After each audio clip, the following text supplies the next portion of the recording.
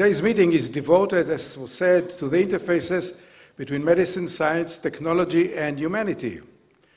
The interface that combines all of these is obviously politics. I know of no better candidate to represent that aspect than the Minister of Science and Technology, and I am pleased to call upon the Honorable Rabbi Professor Daniel Hershkowitz. You know, I guess that, many people would doubt whether humanity is included in politics. But I guess I'm here as the Minister of Science and Technology. But since, with the very interesting program that for this morning, for this day, you're going to hear a lot about science, about technology, about medicine. Naturally, in conferences like this, you hear less about humanity. So I would like to, in my short greetings, would like to focus on humanity. I've been linked to Rambam for many, many years. I think simply because both myself, my wife, and all our 5 children were born here in Rambam Hospital. So I can say that all my life I've been linked to Rambam. I think that besides of the spectacular achievements, both scientific and medical achievements here, I think that indeed one of the very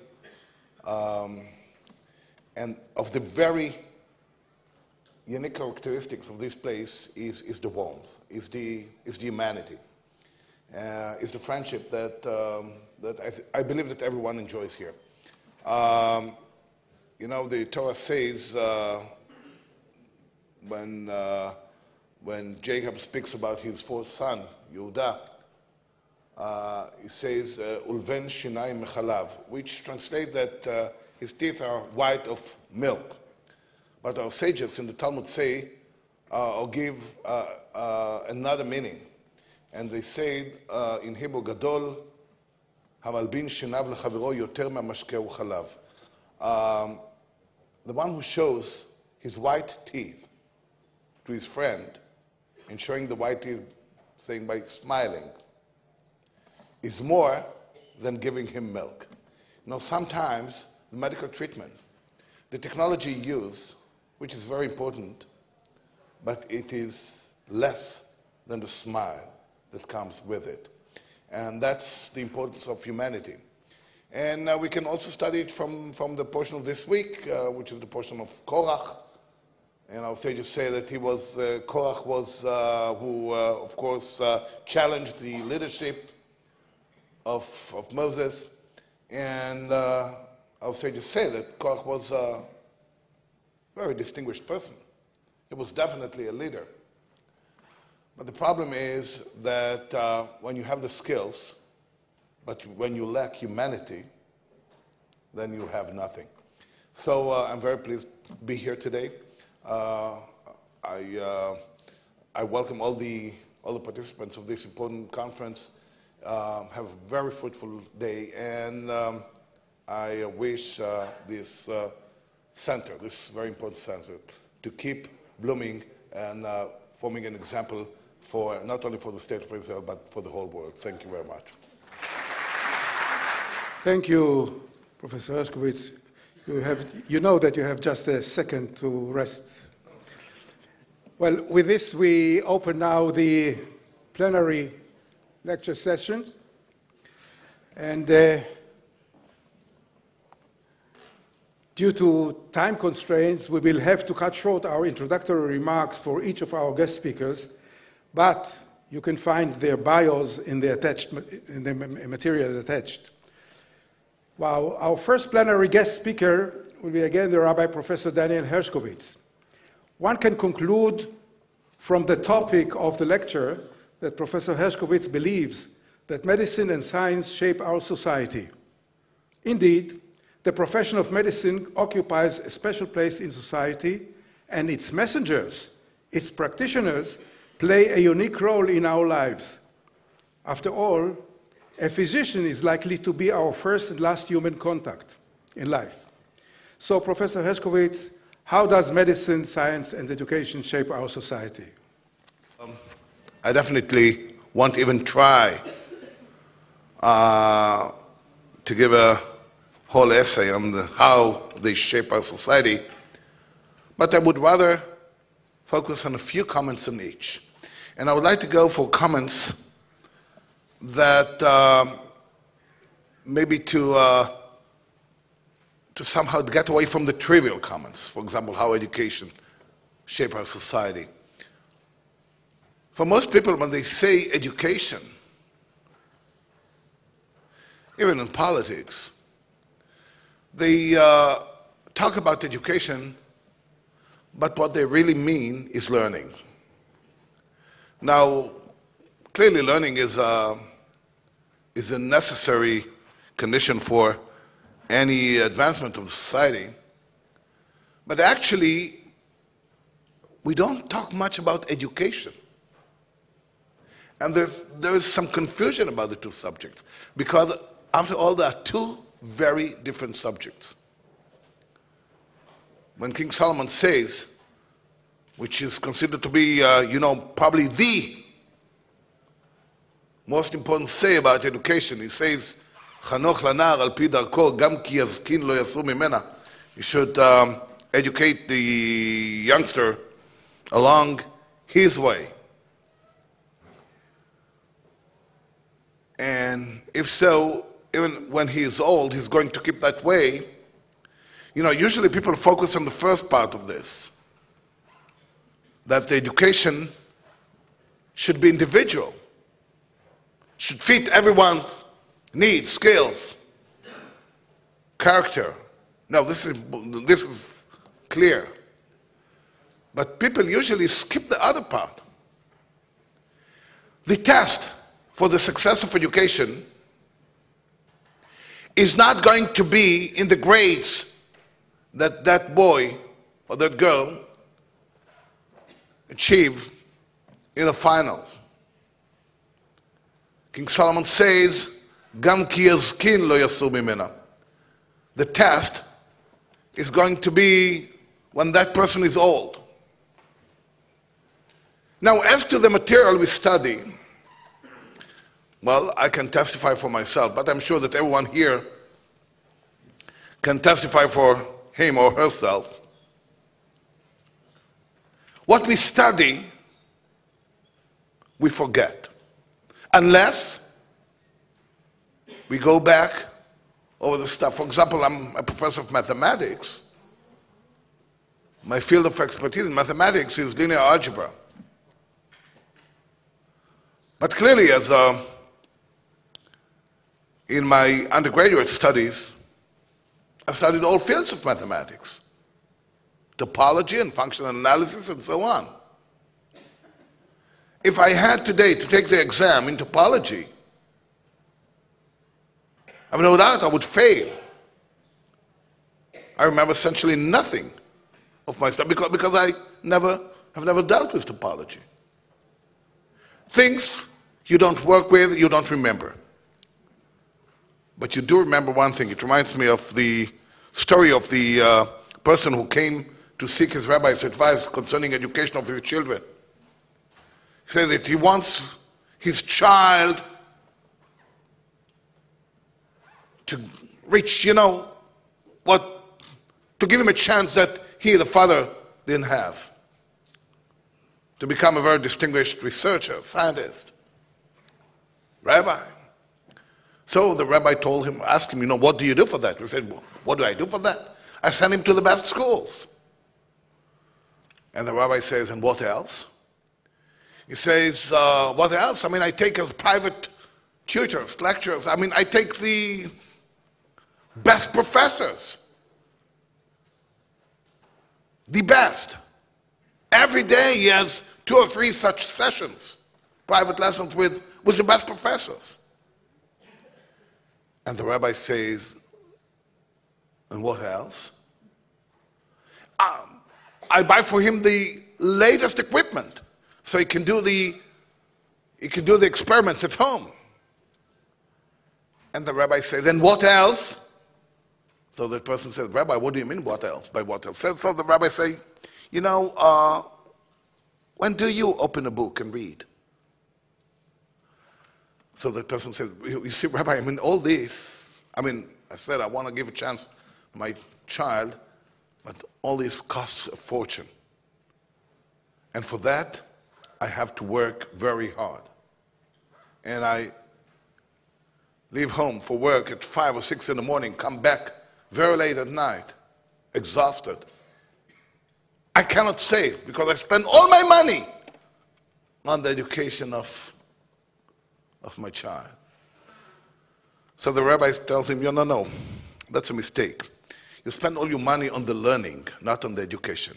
Let me tell you how your child, how your son will look like in 20 or 30 years. His children, that is your grandchildren, are going to get the best tutors. They're going to study in the best schools. They're going to study every day at home with the best professors.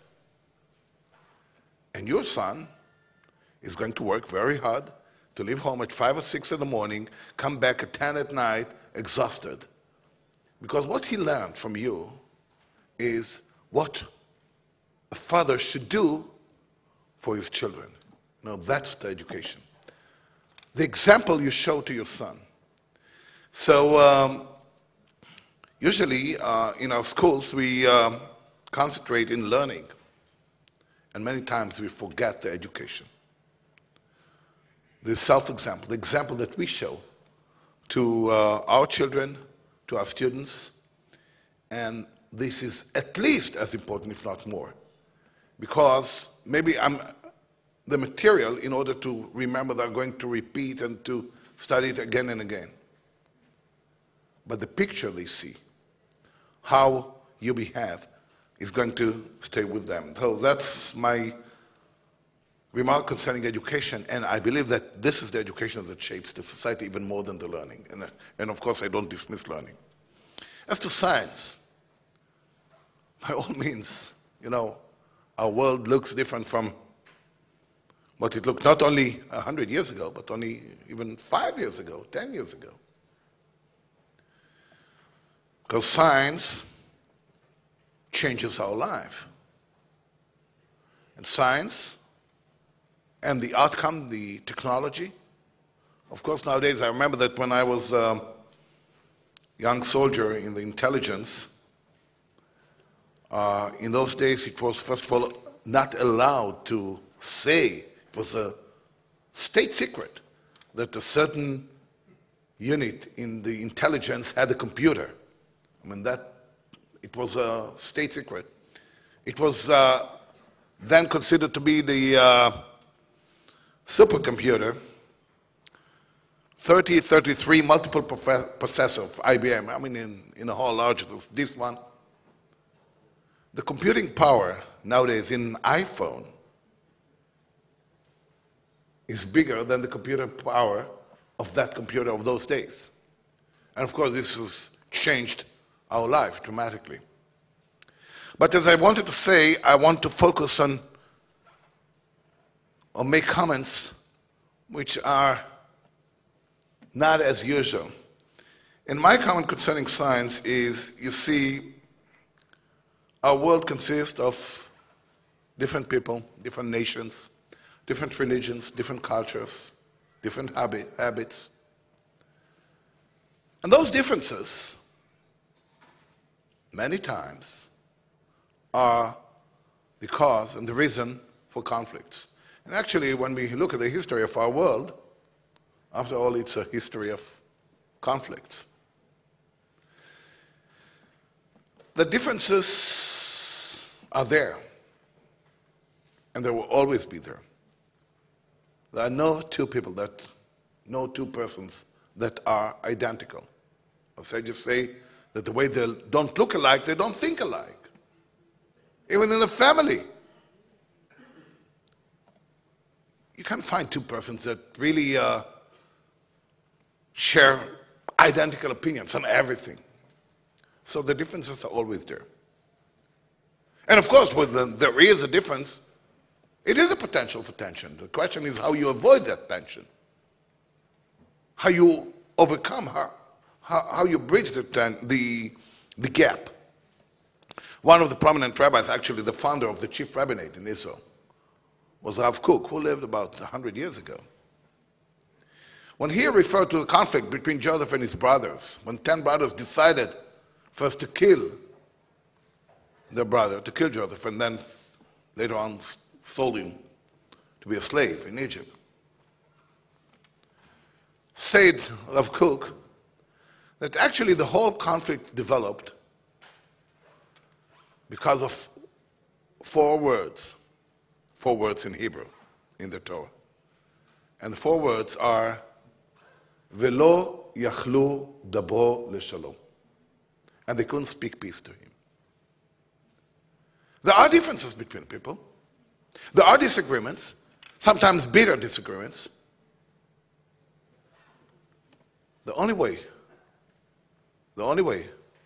to overcome those differences, to bridge those gaps, is by talking. Unfortunately, there is also the language barrier sometimes. But there is one common universal language, and that is the language of science. And when I cooperated with colleagues in China, and I speak no China, and they definitely spoke no Hebrew, and essentially no English, and the same phenomenon I've had with colleagues in Spain. Now, English is picking up there, but I remember days, I was in Spain and I couldn't communicate in English with people there. And all over the world. Yet, when we spoke mathematics, we spoke the very same language. We understood each other. Science is the language that bridges over gaps, over differences. That's, if you want, the language of peace. And that's probably the only language that, when both sides speak, it's a win-win situation. Actually, more than win-win, because not only both sides benefit, but the whole world benefits from that. So by all means, this is shaping our society. And as to medicine, well, here I definitely feel much less qualified than any single person here in the audience. But let me again refer to the fact, not only clear, of course, the trivial things, that medicine improves our quality of life, and quality of life is probably many times more important than any ideology, because we know that when someone is not feeling well, then you feel that you have nothing. But it's not only helping quality of life, as we know, and I know that there are also such examples in this medical center, and as well as other medical centers for Israel. Medicine breaks borders. And sometimes it's the only place that you can find, if there is a serious problem in a neighboring country, even if it's an enemy country, they find a way somehow to get the medical treatment here. And that's another important language of peace that breaks borders. All these three factors, education, science, and medicine, each of which I just provided some comments, they also deal with the main resource that we have. Actually, in Israel, probably it's the only resource.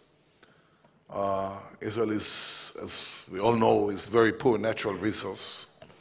Now we talk about the gas findings, although so far it looks more expensive to dig that gas and handle it than buying it elsewhere.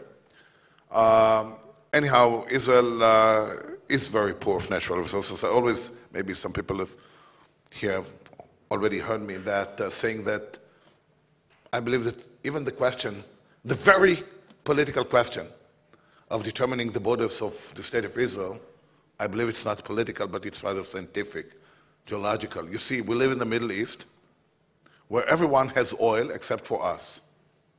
So I say, if you want to know whether a certain place should belong to the state of Israel, all you have to do is to dig. If you find oil, it's not ours. If you don't find, it's ours, right? So could solve many problems. Anyhow, but we do have one important resource. That's the human resource. And indeed, in a miraculous way, against all odds, we have developed here a wonderful society, unbelievable achievements, with no natural resources, having to fight for our very existence along the 62 years of the existence of the State of Israel, with a zero starting point. The population of the State of Israel, when it was established, was of just 600,000 Jews, many of whom were Holocaust survivors, people who just found their way out of Auschwitz and Birkenau. And against all odds, we are now a country that, probably relative to its size, is the biggest exporter of science, of technology, of medicine, of agriculture in the world. I mean, it is unbelievable. That's the human resource. That is what is really being shaped by education, by science, by medicine, as well as other derivatives of these factors. So there's much to do, and each of these subjects could have been discussed for a large time, and I wish all of us to excel in all three, and so we can make a much better use of the wonderful resource we have, the human resource. Thank you very much.